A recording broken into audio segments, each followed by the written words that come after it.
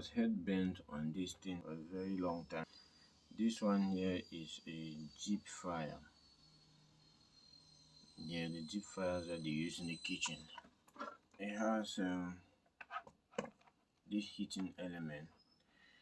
It also has a bowl, some kind of bowl that it sits inside. Then you pour some oil inside. Then you can fry in the kitchen.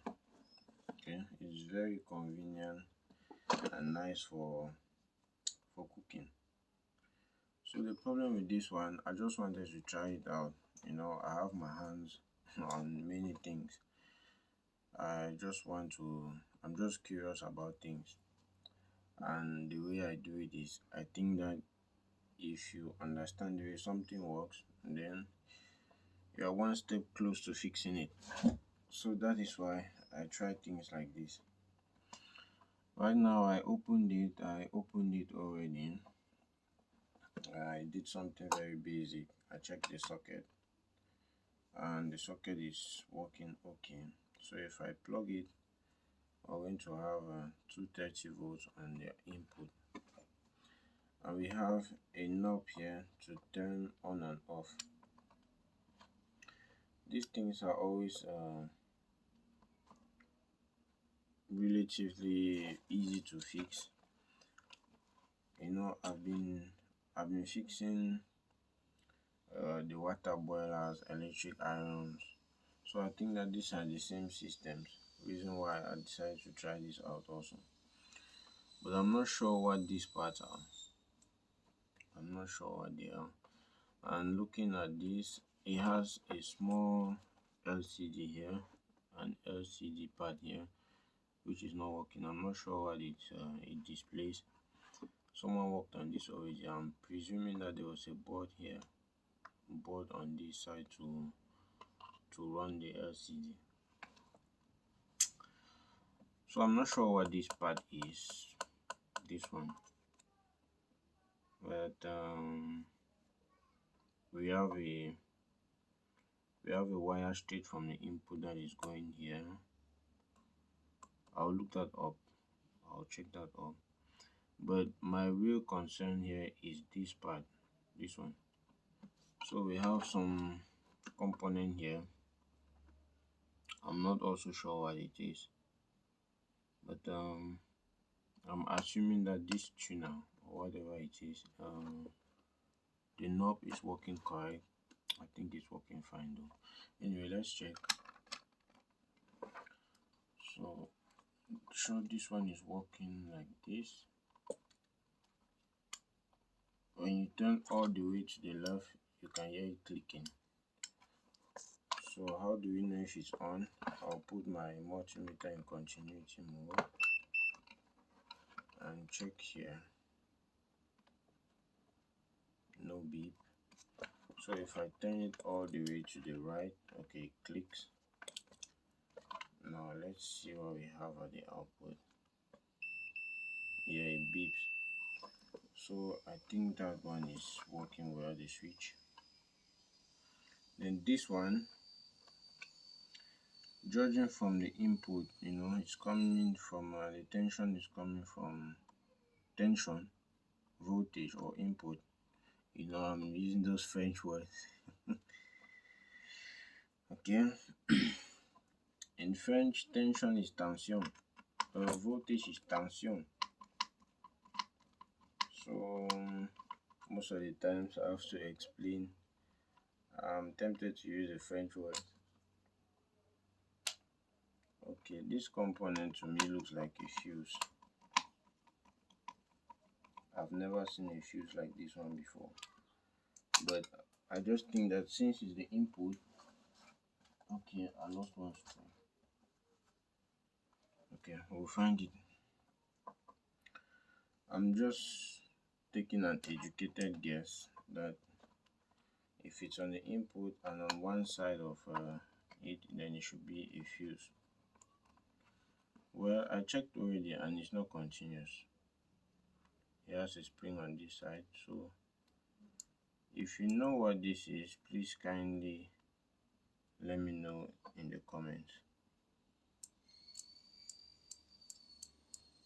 It has a spring inside. Oh, this thing is like a limit switch.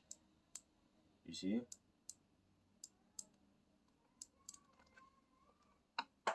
So what's the use of this limit switch in this thing? Because if I press like this, it clicks. But if I check continuity, alright, let me check if it's continuous here.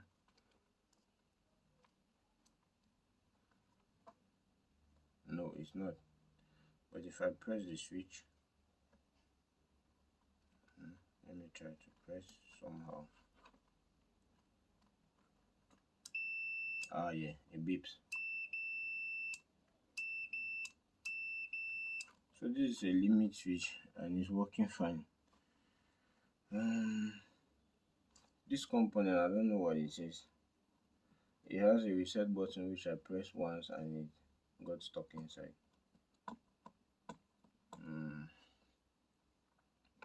Okay, whatever the case is, if this thing is working, means this heating element here should be, it should get hot. Let me just plug this one more time and see. I'll use the limit switch. Okay, it's plugged in, so it's dangerous. Ah, it's dangerous now. I said it. Okay, it cannot get hot. So let me just press the limit switch and see what we have. Yeah, it's coming on. Ha! Wait, it's on.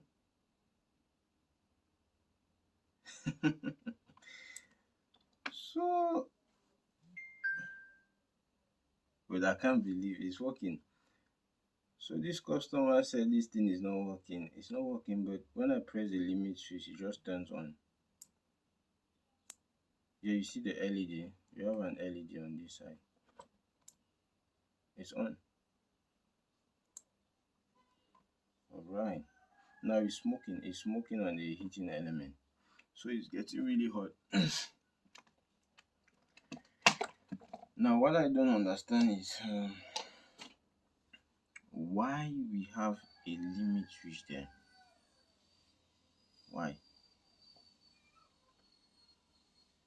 Are we supposed to keep it pressed or the oil turns on the thing?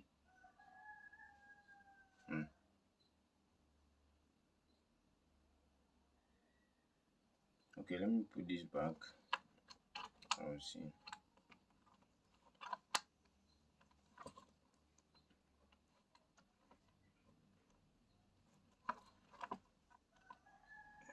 I've never used something like this, so I really don't know how it works, but we'll try to find it out. I said that these things, they are always easy to fix. The heating devices, it doesn't matter if they are, it's a pressing iron or a boiler, a water boiler or a kettle. They are always easy to fix.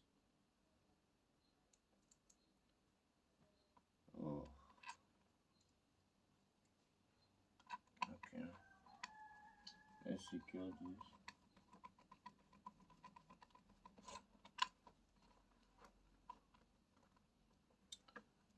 So why is it turning on just with the limit switch? Does it mean that because this thing is submerged, it's supposed to be submerged in oil and then it turns on? Let me see.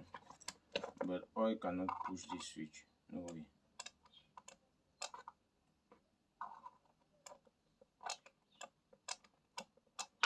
Okay, give me a second. I have to take the bowl. I'll check the bowl and then and see if there is something that pushes a limit switch. Let me get the bowl. Voila. So I have the bowl. I just coupled everything. I mounted everything already, and I put it to power and it's working. Look at this. It's working. You see? Good. It's working and it's getting hot inside. So now we can pour some oil inside fried plantain, chicken, potatoes, and what have you. So that's it, it's working. So what have we done with this? That's a good question. I'm assuming that this customer was not really versed with how this thing works, because there was really nothing wrong with it. I just found out that there was a limit switch which needs to be resting here. Okay, it has a limit switch which has to be resting right here. So the limit switch is there, and if you stick it right in the proper way, you should hear it click, and that's it. So if you turn it on, the limit switch is okay. So if I lift like this, it has to go off. That's it. So the customer was not very sure how this thing is used. So my golden rule worked. Oh, see, it's smoking already. Let's turn it off.